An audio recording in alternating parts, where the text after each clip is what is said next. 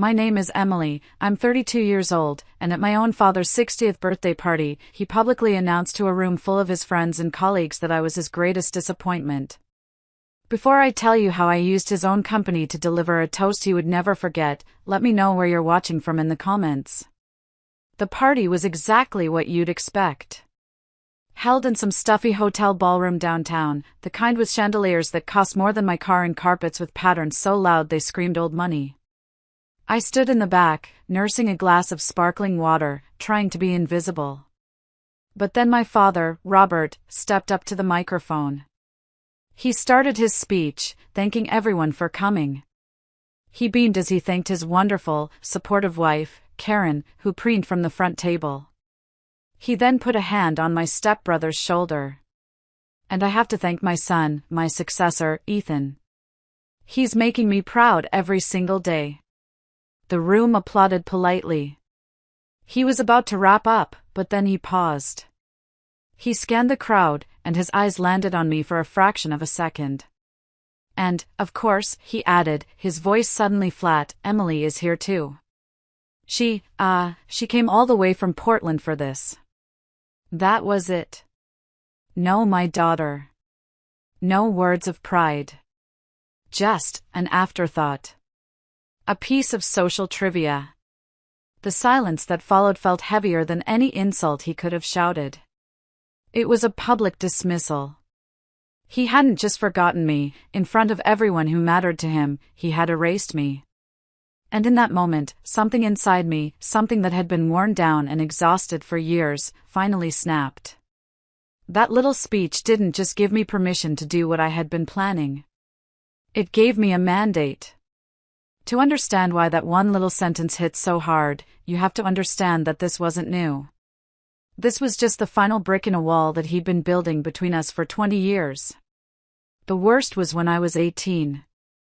I had a college fund, saved up by my mom before she passed. It was my one ticket to a good school, my one shot at a life different from the one she'd had. One day, I logged into my bank account to check the balance. My heart stopped. The balance read, $73.24. $20,000. Gone. When I confronted him, shaking with a mix of fear and rage, he couldn't even look me in the eye. It was for the kitchen remodel, he'd mumbled, gesturing vaguely towards Karen's new granite countertops. It's just a loan, Em. We're family. I'll pay it back. He never did. I ended up at a state school, working 2 jobs, drowning in student loans. While Ethan went to an Ivy League college on Robert's dime. That was the moment I knew. I was on my own. So I built my life, brick by painful brick, far away in Portland. I started a small tech investment firm, Vantage Holdings, from my tiny apartment. I worked 80-hour weeks, fueled by coffee and a desperate need to prove him wrong. To prove to myself that I wasn't the disappointment he saw. Which brings me back to the party. As Robert's words hung in the air, my phone buzzed in my pocket. It was a text from my Aunt Linda, my mom's sister. The one person who always had my back. I opened it. It read, remember why you're there. You needed to confirm it with your own eyes. Don't act unless you're sure. Did you find out more about that sterling deal? Aunt Linda was the one who had first tipped me off. A few months ago, my firm, Vantage, had made a strategic investment in a mid-sized manufacturing company, Sterling Manufacturing. It was a good deal, solid numbers. I didn't think much of it until Linda called me. You'll never guess who Sterling's biggest client is, she'd said. Your father's company. Suddenly, it all clicked into place. I had come to this party not out of family obligation, but for reconnaissance. I needed to see for myself if anything at all, had changed. So, with that text buzzing in my pocket, I decided to do something I never did before. I stopped avoiding them. I walked right up to my father.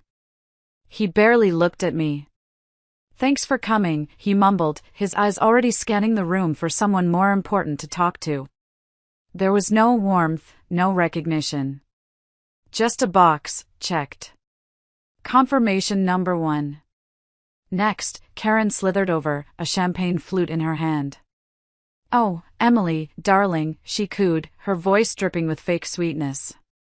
"Trying to mingle? It must be so hard when you don't have, well, much in common with Robert's world." She looked me up and down, a tiny, smug smile playing on her lips.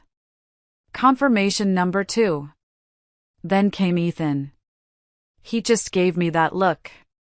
You know the one. The one that's half pity, half "I'm so glad I'm not you." He talked about his new promotion, the bonus he was getting. He didn't even ask what I did. He just assumed my life in Portland was some quaint little hobby. Final confirmation.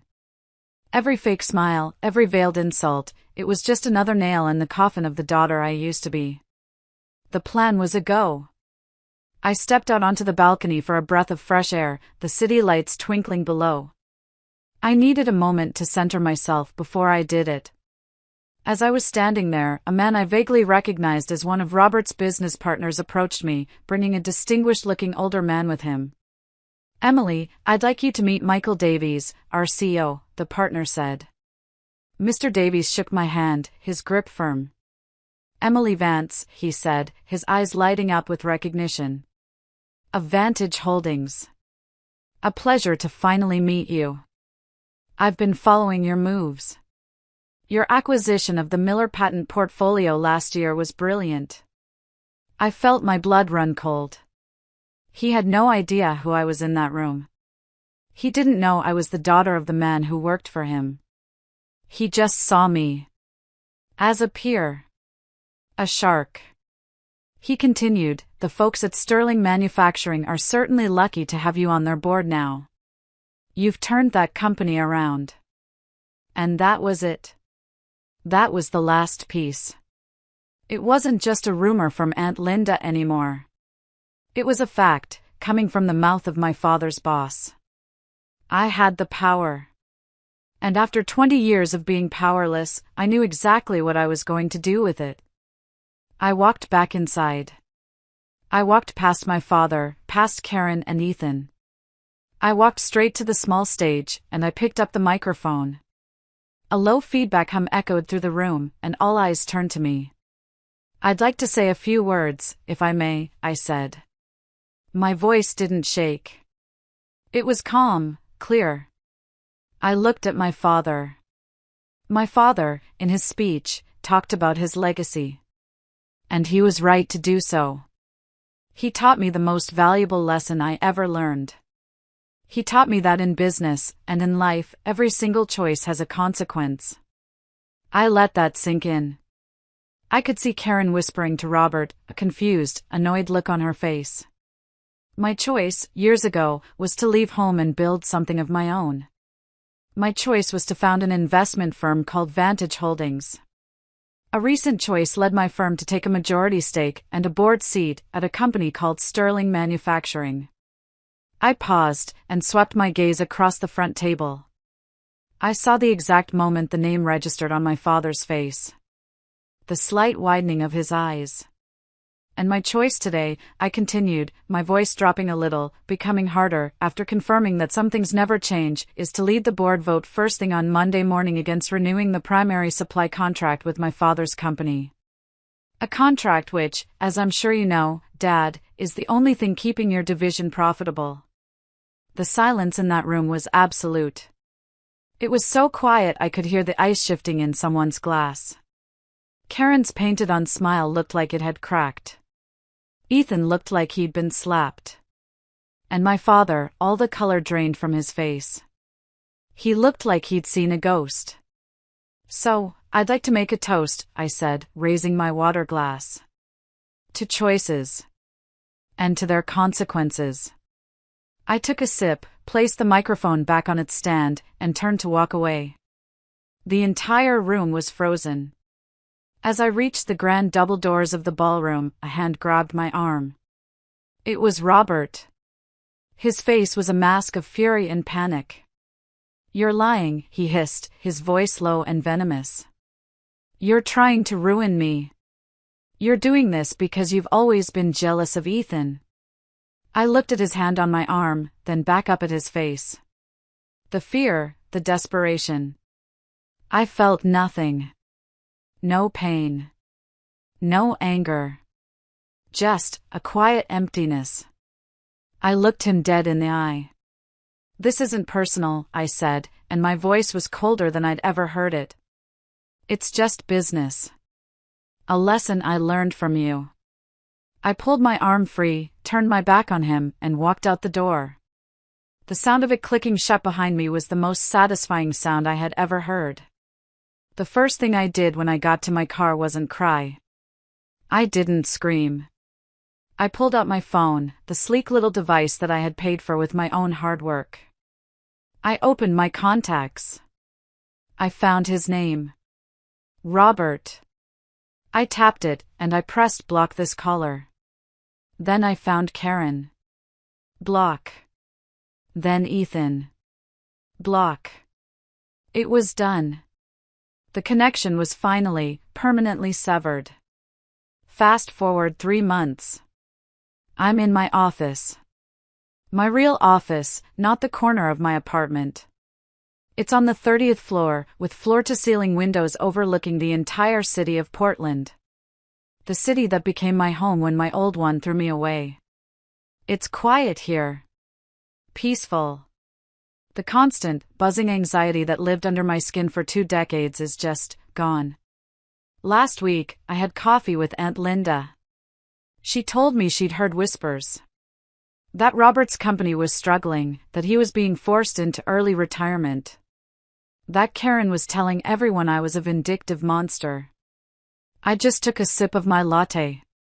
Good, was all I said. And I meant it. I used to think the goal was to get a seat at their table. To finally earn their approval. I spent years waiting for an invitation that was never going to come. Now, I understand.